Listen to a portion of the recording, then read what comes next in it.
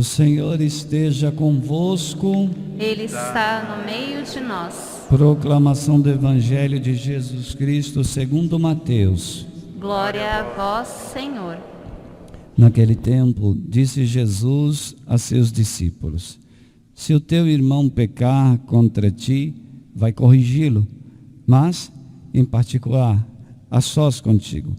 Se ele te ouvir, tu ganhaste o teu irmão. Se ele não te ouvir, toma contigo mais uma ou duas pessoas, para que toda a questão seja decidida sob a palavra de duas ou três testemunhas.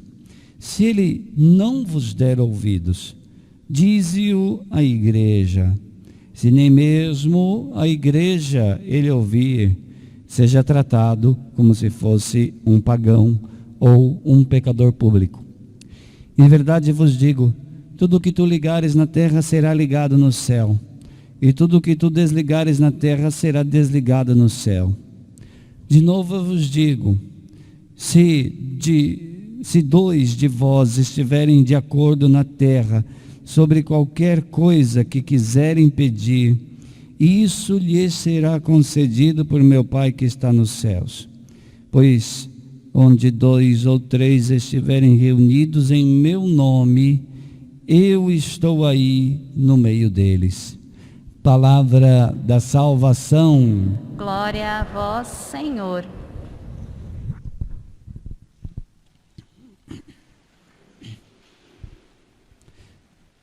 Queridos irmãos e irmãs que estão em casa, queridos irmãos e irmãs aqui presentes, comecemos pela última frase do Evangelho de hoje, versículo 20: onde dois ou três estiverem reunidos em meu nome, eu estou aí no meio deles.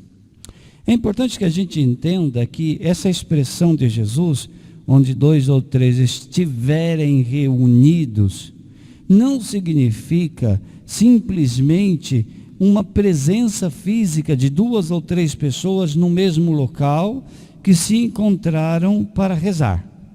Não basta a simples presença física. Estiverem reunidos significa estar unidos de coração. Portanto, concordes. A palavra concorde é bem importante. Concórdia é o oposto da discórdia. A palavra discórdia significa divisão de coração. A palavra cardia, cardiologista e córdia, portanto, significam coração. Discórdia, então, é a divisão de coração. Discórdia. Será que Deus está presente onde reina a discórdia? Será que Deus está presente onde os corações estão divididos? Não. Jesus ensina exatamente o contrário neste Evangelho. Jesus ensina que Deus está presente onde há concórdia. Onde dois ou três estiverem reunidos em meu nome, ou seja, onde dois ou três estiverem concordes, onde se puserem em concórdia, eu estou aí no meio deles. Então, meus irmãos, muito mais do que presente numa estrutura de pedra, Deus está presente onde está a concórdia, onde os corações estão concordes. Então, o primeiro grande dom, no sentido de presente, o primeiro grande presente que Deus nos dá, sempre que procuramos viver a concórdia, sempre que nos pusemos a viver fraternalmente, o presente que nós ganhamos decorrentes da concórdia é a presença santa de Jesus. Onde dois ou três estiverem reunidos em meu nome, eu estou aí no meio deles. Portanto, nós devemos entender isso com muita clareza.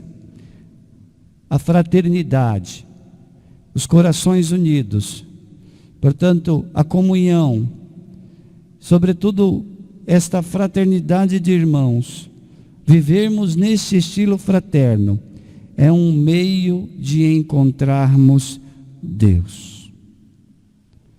Nesse sentido, tudo que for discórdia e atentar contra a fraternidade deve ser superado para que brilhe a presença de Deus.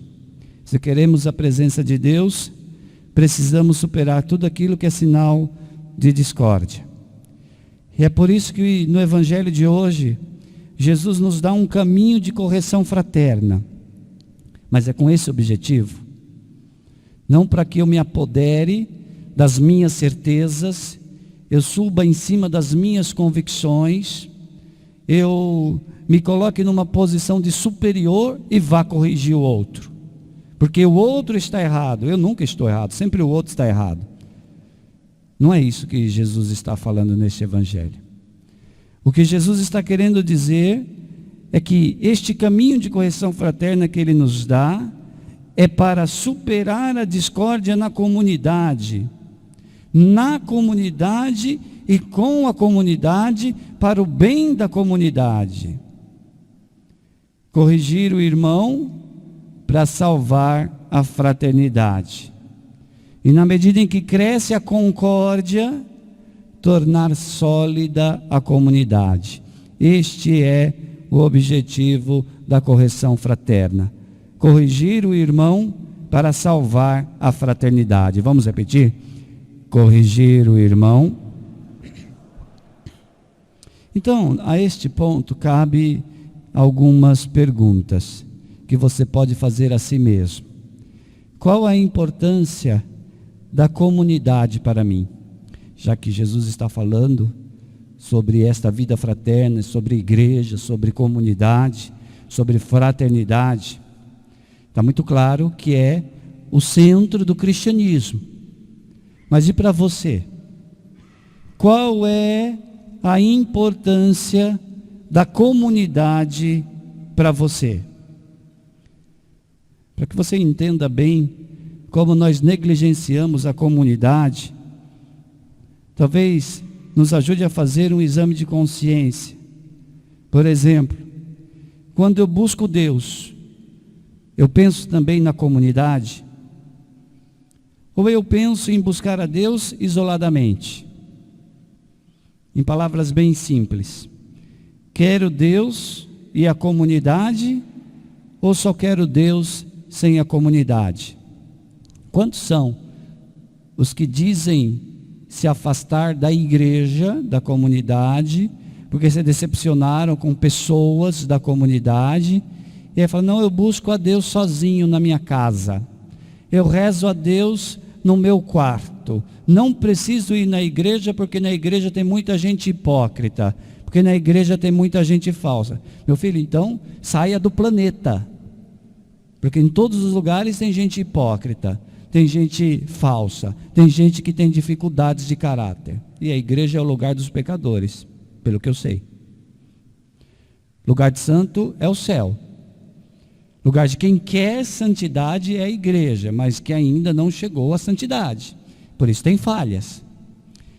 Então, quero a Deus e a comunidade, ou eu desprezo a comunidade em nome de estar mais íntimo de Deus no meu quarto, na minha casa? Como eu trato a comunidade? Por acaso eu entendo a comunidade como um corpo do qual eu sou membro? O nosso corpo, meu irmão, minha irmã, não se alegra com o sofrimento dos seus membros. Imagine você, se você tem uma unha encravada, é só uma unhazinha, que representa uma unha no referencial do seu corpo inteiro, em comparação com o seu corpo inteiro. Mas uma unha encravada é o suficiente para você sofrer por inteiro. Um membro do corpo, quando sofre, todos os membros sofrem juntos. Quando um membro tem problemas, todo o corpo deve se importar. É assim que nós entendemos nossa vida na comunidade, membros da comunidade, membros do corpo, que é a igreja. Nos importamos com os problemas dos irmãos. Na verdade, queridos, a palavra de Deus na segunda leitura nos ensina algo muito forte. A palavra de Deus na segunda leitura diz hoje que nós temos uma dívida que deve ser paga para os nossos irmãos de comunidade. Se você olhar para essas pessoas que estão aqui, você pode olhar em cada uma delas que você deve a elas uma coisa. Você tem uma dívida para com essas pessoas. O que a palavra de Deus diz? Não fiqueis, segunda leitura, versículo 8, não fiqueis devendo nada a ninguém, a não ser o amor fraterno. A dívida que nós devemos ter, o amor fraterno. Ou seja, devemos dever o amor. Devemos assumir o amor como dívida. A nossa dívida permanente que devemos honrar é o amor, caridade. Tudo isso se coloca com muita clareza, porque nós somos imagem e semelhança de Deus, e Ele nos criou como pessoas que devem se relacionar. Não faz parte da nossa natureza se isolar. Faz parte da nossa natureza se relacionar. Por isso a comunidade é necessária para quem quer ser cristão. Não é possível ser cristão sem comunidade. A comunidade é o lugar dos relacionamentos, é o lugar onde nós podemos crescer, ou então permanecer infantis quando não nos relacionamos. Então, queridos, ainda devemos nos perguntar se nas nossas relações estamos honrando com a dívida do amor fraterno. Por fim, o Evangelho de hoje toca num tema muito doloroso, que é o tema da dissidência, sobre aquele irmão que não se corrige, aquela pessoa que insiste em continuar no erro, que não quer ouvir nem mesmo a voz da igreja. Dizia o versículo 17: se ele não vos der ouvido, dizei-o à igreja. Se nem mesmo a igreja ele ouvir, seria a última instância. Já recorreu em todos os meios, mas nem a igreja ele quer ouvir. Seja tratado como se fosse um pagão ou um pecador público. Sobre esta frase do Evangelho existem muitos pontos de vista, muitas interpretações. Vamos nos ater aqui ao sentido do texto mesmo, ao sentido do que está escrito. O texto tem um ponto central. Qual é o ponto central? Não dar ouvidos. Não dar ouvidos. Se esse irmão não deu ouvidos a você quando você tentou corrigi-lo, se com mais testemunhas esse irmão não deu ouvidos, se diante da voz da igreja este irmão não deu ouvidos, então o ponto central é não dar ouvidos. Não dar ouvidos significa o quê? Recusar, fechar-se, recusar. No caso de alguém que se recusa a ouvir a igreja, veja, essa pessoa recusou-se a ouvir a igreja. Automaticamente, essa pessoa recusou a igreja. Através desse ato de recusar a igreja, esse irmão está se negando por si só a se reconciliar e se colocando fora da igreja. Quando eu recuso a igreja, eu me coloquei fora dela. Então não é que a igreja expulsa esse irmão para tratá-lo como um pecador ou um pagão. Não. A igreja simplesmente oficializa a recusa, a posição de recusa dessa pessoa. Esse texto, muito difícil, muito duro, porque nos faz pensar sobre muitas pessoas que permanecem recusando, permanecem no erro, permanecem sem se corrigir, continuam sempre cometendo as mesmas falhas. Esse texto nos faz pensar sobre muitas coisas e deve nos inspirar, não segundo a nossa lógica humana, mas segundo a própria palavra. Coisas como será que a igreja deve se relacionar com os que recusam ouvi-la? Ou então, como que nós, particularmente, cada um de nós, como devemos agir com quem não nos ouve, com quem não quer se corrigir? Talvez na sua família, na sua casa, no seu convívio, você tenha pessoas assim, que se recusam, não querem saber de procurar a Deus, não querem saber de procurar a igreja, não querem saber da vida cristã, não querem saber. Como nós devemos nos relacionar com essa pessoa, ou com essas pessoas? Talvez, queridos, nos ajude a pensar que tem coisas que escapam do nosso controle. Nós não podemos controlar a vontade daquela pessoa. Isso nos faz pensar que não podemos resolver tudo. Não está no nosso alcance resolver todas as coisas. Não somos onipotentes. Muito menos conseguimos converter todos. Nós não conseguimos converter todos, por mais que queiramos.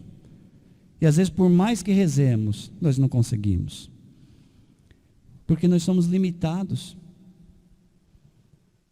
E nesse instante é que nós devemos recorrer ao Senhor. Quando justamente percebemos que nós não conseguimos, devemos recorrer ao Senhor, rezar e entregar a Ele esses irmãos que estão afastados, que se recusam a dar ouvidos à palavra. Nós não conseguimos salvar ninguém, nós não. Quem salva é Jesus, nós não. Cabe a nós então o quê? Cabe a nós aquilo que o Evangelho nos ensina. Cabe a nós, como dizia a primeira leitura, sermos sentinelas. A sentinela é aquela que anuncia a verdade. Portanto, cabe a nós anunciar a verdade. Cabe a nós, com o nosso testemunho, ser luz, para que aqueles que estão nesta postura de fechamento e de recusa, olhando a nossa luz, sejam tocados. E especialmente cabe a nós o que está ao nosso alcance e que é o nosso dever cristão. Cabe a nós fortalecer a comunidade. Seja porque não seremos nós os causadores de discórdias e ofensas, seja porque, quando houver alguma falha, nós buscamos a reconciliação, inspirados pela palavra que nos dizia: não fiqueis devendo nada a ninguém, a não ser o amor mútuo. Peçamos que o Espírito Santo abra os nossos ouvidos e abra os nossos corações para essa palavra de Deus. Não fecheis o coração, ouvi hoje a voz de Deus. Louvado seja nosso Senhor Jesus Cristo. Para sempre seja louvado.